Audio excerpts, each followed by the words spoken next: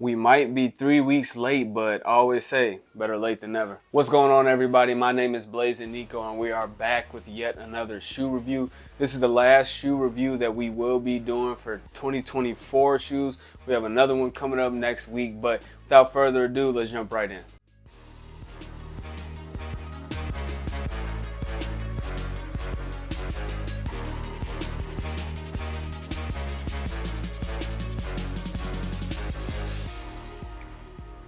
The Travis Scott Jordan 1 Low OG in this velvet brown colorway officially released on December 21st for a retail price of $150. Like most Travis Scotts, especially the low ones, usually the low ones come in different sizes. So we got these all the way down to I think a size 3 in men or a 3.5. You know, we got little kids, which went up to like a 3. It was either at 3.5 or 3Y, and then we got toddler sizes as well. So these dropped the night before on Travis Scott's website. Usually they drop the day before the Nike Sneakers app, but these officially released on Nike Sneakers app on the 21st. So obviously these were not the only Travis Scott shoe from 2024. We actually saw 3 different pairs of Jordan 1 lows, even though late 2023 they rumored that we will not see another Jordan 1 low for Travis again, but we got 3 more in 2024. But we got the velvet browns, like I said, in December. We got the Elkins colorway, which was after his high school colors, and I believe we got the medium olives as well. We actually saw these early in 2024, but a lot of different Travis Scotts were getting canceled. We had like the Neapolitans get canceled for the upcoming year, which is 2020-25 now. But I don't know why I said it like that, 2025. But these actually stuck with it. You know, we actually got the images of these, especially them being an all over monochrome brown. I wasn't sure if these were actually going to drop or just be an exclusive for Travis, but we actually got them to the public. 2024 was definitely a big year for Travis Scott, Jordan, and Nike. He has his first official signature original shoes come out. He got the T-Rex, which is also the Jumpman Jack. I'm going to call him the Jumpman Jack. That just sounds better than T-Rex to me. And we also saw, it was kind of like that exclusive Sharkadon, I think it's called. It's kind of, you know, inspired by the Spiridon.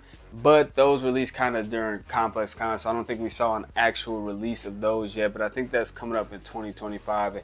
And of course, you know, we're going to get 3 or 4 Travis Scott ones per year. And 2024 was nothing different. Let's dive in straight to the materials on the shoe. As you can see, it is basically an all over monochrome brown, dark browns, chocolate browns, velvet browns, whatever you would like to call it. It's kind of like a short, rough nubuck along the toe box of the shoe. The toe cap of the shoe kind of has a little bit darker of a tint to it, but it's kind of that same material. The swoosh is actually a leather. It almost looks brown on camera, but it is not. It's a super dark brown midsole, of course. We have the brown sole of the shoe and that chocolate again. We have that Travis Scott face on the back.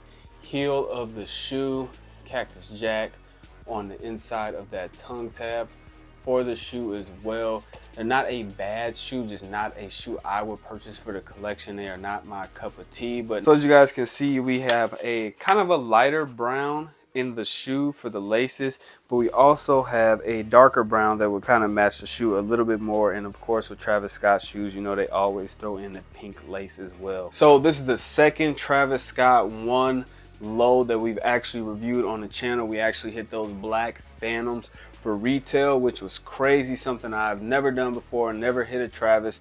I did not grab these for retail. I got these from a friend. They are not my size, so I will not be able to do that on foot portion for you guys. But typically with Jordan 1 lows, I say go true to size. I can get away with going down half a size because the ankle collar is a lot thinner on the 1 lows and the 1 highs. So sometimes I can kind of get away with going with a 10 instead of a 10.5, but I would still recommend going true to size on these. Like I mentioned, this is not my size, so it will not have that try on video. That's usually my favorite part of the video, you know, throwing them on with different pairs of jeans and pants and just kind of seeing what they look like on foot, showing you guys what they look like. If you're trying to see what they look like instead of just sitting on a shelf, you're sitting in somebody's hand. So unfortunately, it will not be a part of this video. I apologize for that, but we can jump right into the resale prices for the shoe. Like always, not many Travis Scotts go for around retail unless we're talking about the trainers and everything like that, or the Jordan 39s that came out. So these are hovering around, at least in this size, 8.5, hovering around that $340 mark. You know, it goes up a little bit when you get to the bigger sizes, kind of encroaching more on 400.